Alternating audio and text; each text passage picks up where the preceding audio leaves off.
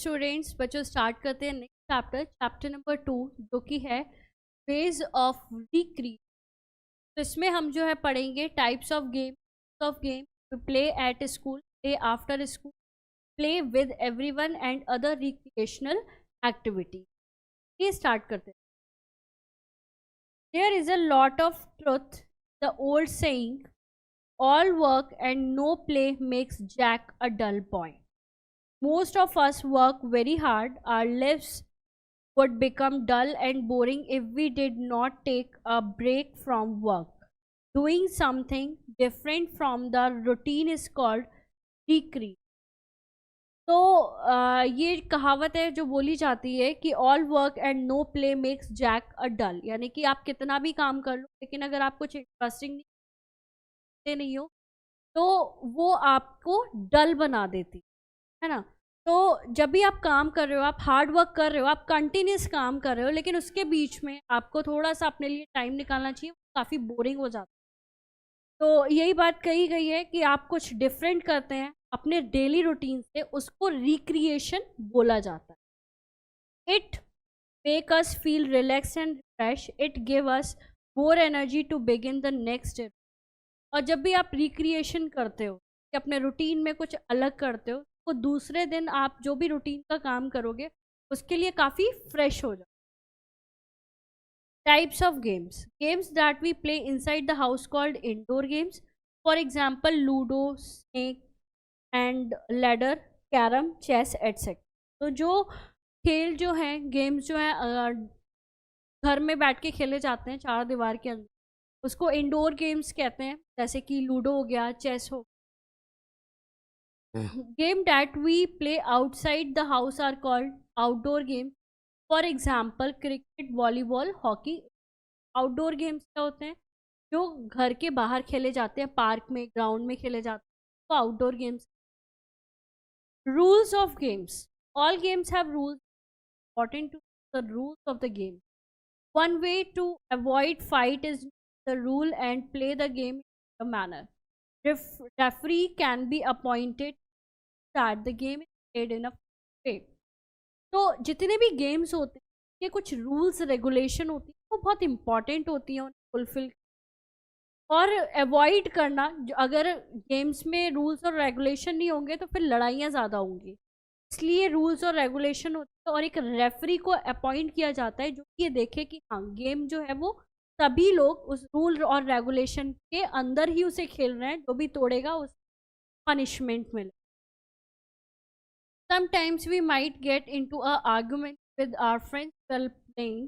The argument may be caused by confusion regarding the rules of the game. In such a situation, it is always better to take the help of an elder or senior. Tell them the problem and accept their advice or suggestion.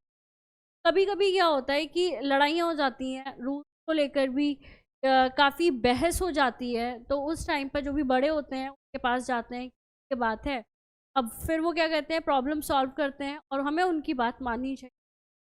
We can play a game in a good manner by doing the following thing. ये कुछ चीज़ें follow करते हुए हम game को एक अच्छे तरीके से खेल सकते हैं। डू नॉट किक और hit any one during the game. Game खेलते टाइम पे ना किसी को मारना है ना। Don't push any one while playing. जब भी आप खेल रहे हैं धक्का नहीं देना किसी। Avoid cheating others. चीटिंग नहीं करनी दूसरों के साथ। Be a good listener. अच्छी तरीके से सुनना है। अगर आप गुड लिसनर हैं तो चीज़ें काफ़ी ईजी हो जाती। Develop habit of sharing things with others. ये हैबिट होनी चाहिए आपके अंदर कि आप जो अपनी चीज़ है, अगर आप बॉल लेकर गए, अगर आप वो किसी को दोगे ही नहीं तो खेलोगे कैसे? शेयर करना चीज़ आना चाहिए। Don't abuse any one if you differ with them. और ऐसा नहीं है कि अगर आप उनसे अलग हैं या अलग टीम में हैं तो आप सामने वाले को गाली दे रहे हैं, ये चीज़ भी क्या है, गलत है। एब्यूज़ नहीं करना चाहिए। While making strategy discuss with other team players also. और जब भी आप स्ट्रैटेजी बना रहे हैं तो अपनी टीम वालों को ज़रूर बतानी चाहिए हाँ ये स्ट्रैटेजी है, क्योंकि एक टीम मिलकर जब खेलती है तभी वो जीत। Plays at school.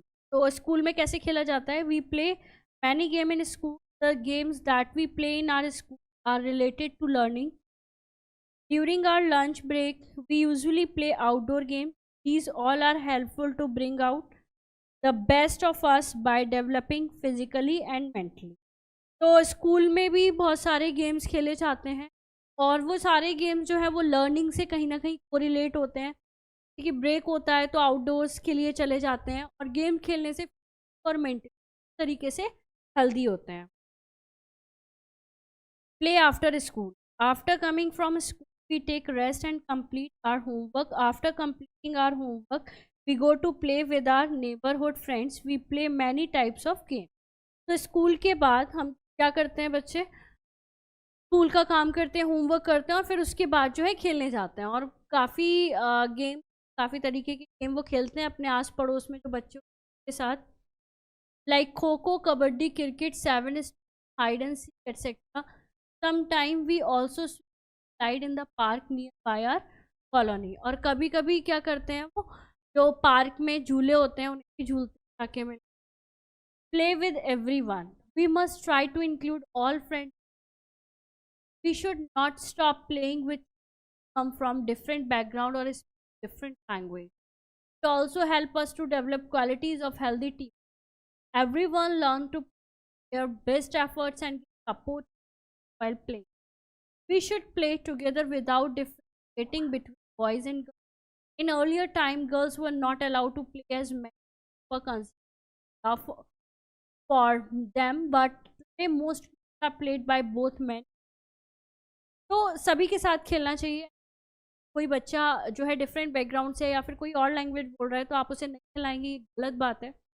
सेकेंडली, जो गर्ल्स और बॉयज़ हैं, अर्लियर टाइम में क्या होता था, गर्ल्स को अलाउड नहीं होता, ये था कि घर के काम करें, ये सारी चीज़. आज जो गर्ल्स हैं वो ज़्यादा से ज़्यादा गेम्स में पार्टिसिपेट कर रही हैं और आ रही हैं, तो इस तरीके का भेदभाव भी नहीं होता. लड़की है तो सबको मिलजुल कर खेलना चाहिए. अदर रिक्रिएशनल एक्टिविटीज, जो दूसरी रिक्रिएशनल एक्टिविटीज़ हैं, लाइक फेयर. फेयर यानी कि मेला.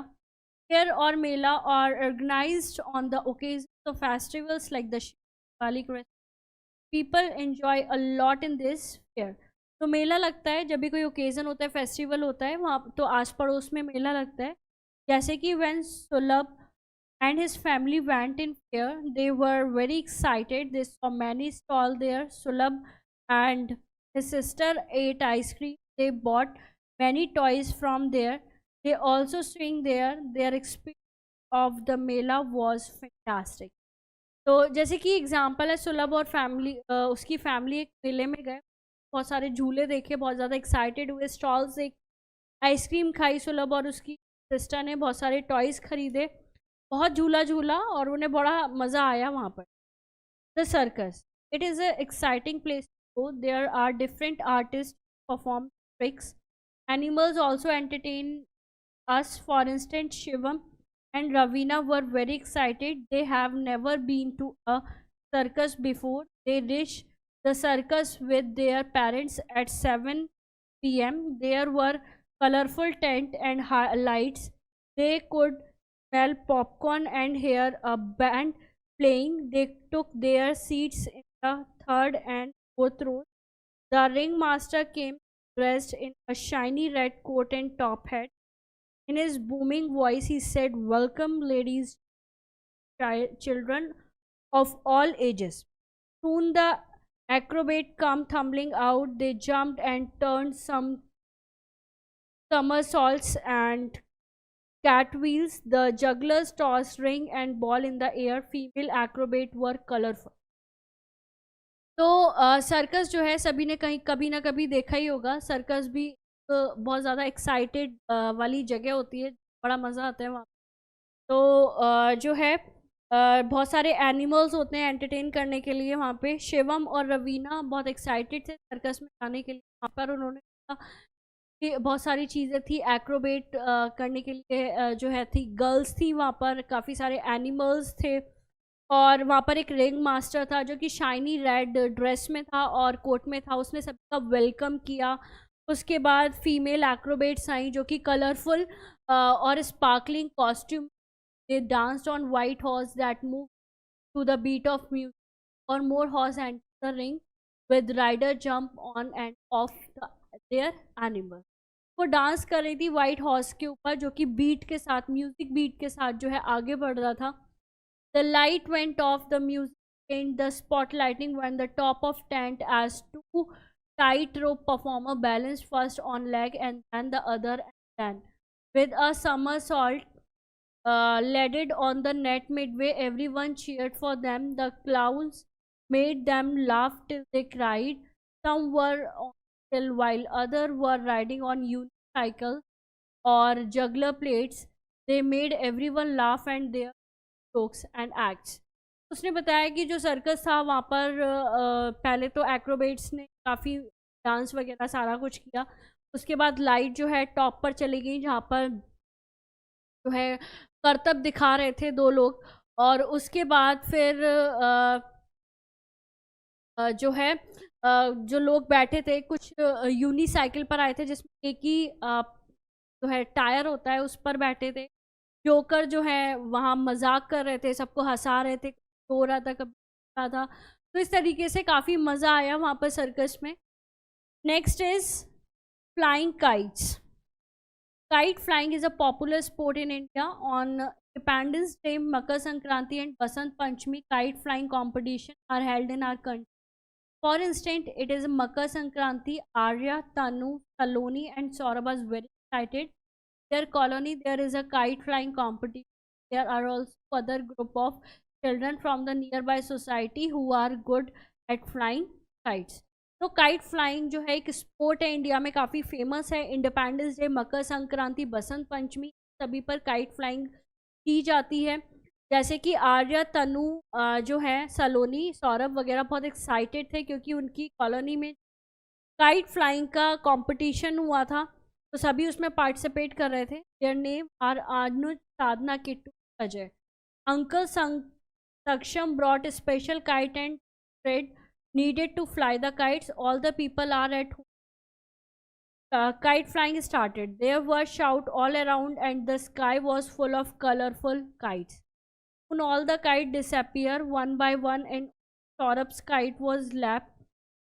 He was declared as a winner. He was awarded with a school bag kit and a trophy. All the people were happy and went to their home happily. तो जो है kite का competition start हुआ, पूरा आसमान जो है colourful हो गया। धीरे धीरे सारी काइट जो है जाने लगी, कटने लगी, लेकिन एंड में सौरभ की काइट बची और उसे विनर डिक्लेयर किया गया। स्कूल किट वगैरह उसे मिली एज अ विनर।